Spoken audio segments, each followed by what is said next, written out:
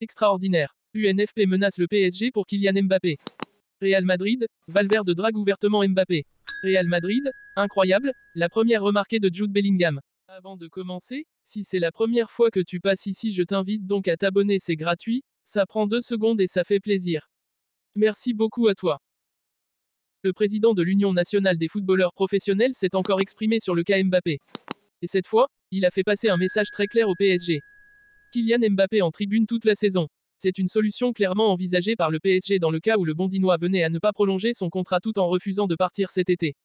Un moyen de pression colossal qui, aux dernières nouvelles, ne ferait pas peur aux joueurs, qui seraient prêts à s'asseoir dans les gradins du Parc des Princes avant de partir libre fin juin 2024. Seulement, de telles méthodes, en plus d'être questionnables d'un point de vue éthique, peuvent aussi valoir des sanctions au club de la capitale. Les médias espagnols expliquaient ce week-end qu'en cas de recours en justice, cette dernière donnerait sûrement raison à Mbappé, puisque les méthodes parisiennes iraient contre le droit des travailleurs. Dans le même temps, l'UNFP surveille de très près la situation. Dans un entretien accordé à RMC Sport, son président a même tenu un discours très ferme à l'encontre du club de la capitale. Des procédures seront mises en œuvre. C'est une guerre d'usure. La situation réglementaire permet au club de faire avec son effectif tel qu'il le veut. Après le 1er septembre, il faut que les choses reviennent. C'est une coïncidence que le mercato s'arrête au 1er septembre. Ça permet au club de gérer son effectif jusqu'à un moment donné. Après cela, il ne peut pas faire comme il veut, a d'abord lancé Philippe Pia, avant d'adopter un ton un peu plus menaçant envers le PSG. Si les deux parties ne se sont pas mises d'accord sur une sortie de crise, on sera obligé de demander le respect des textes. Le respect des textes, c'est de permettre à Mbappé de s'entraîner normalement, probablement d'obliger le club à le faire jouer car sinon, ce serait un harcèlement. Cela deviendrait illégal sur le plan du droit du travail. Quand il s'agit d'un joueur pas très connu, on peut faire croire qu'il n'est pas en forme. En ce qui concerne le meilleur joueur du monde, ce n'est pas possible de laisser croire que ce n'est pas pour des raisons de sanction. Le texte auquel je fais allusion prévoit des sanctions si un joueur est mis sur la touche pour des raisons qui ne sont pas sportives. Des procédures seront mises en œuvre, a-t-il ainsi conclu. Nasser Al-Khelaifi est prévenu. Federico Valverde n'a pas caché son attirance pour Kylian Mbappé, qui pourrait le rejoindre dans un avenir très proche au Real Madrid.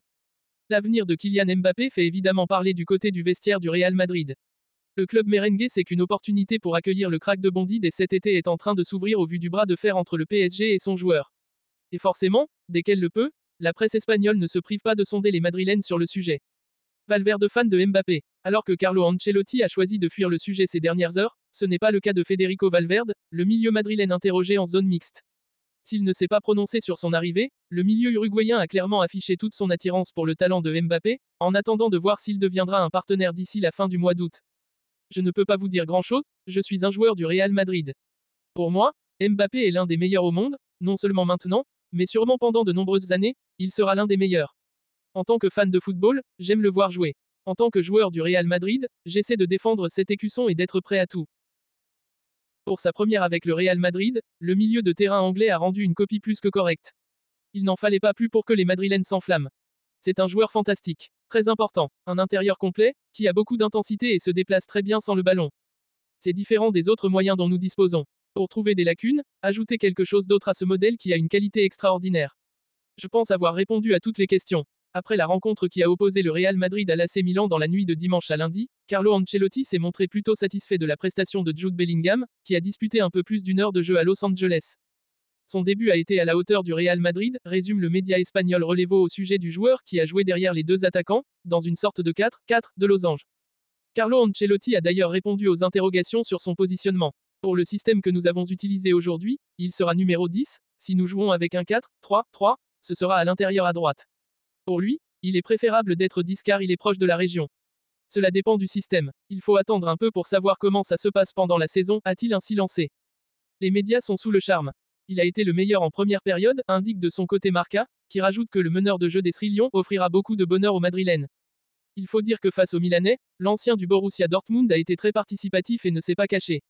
Il a eu beaucoup d'influence sur le jeu madrilène, et même s'il n'a logiquement pas encore beaucoup d'automatisme avec ses nouveaux partenaires, on a pu voir quelques actions de grande classe de sa part. Sur les réseaux sociaux, les quelques fans madrilènes qui ont fait nuit blanche se sont aussi régalés devant les prestations de l'anglais. Une chose est sûre, Carlo Ancelotti compte sur lui dès maintenant et veut l'intégrer au plus vite, et ce n'est pas un hasard si Bellingham est le joueur qui a disputé le plus de minutes hier soir. Rendez-vous dans la nuit de mercredi à jeudi pour le duel face à Manchester United.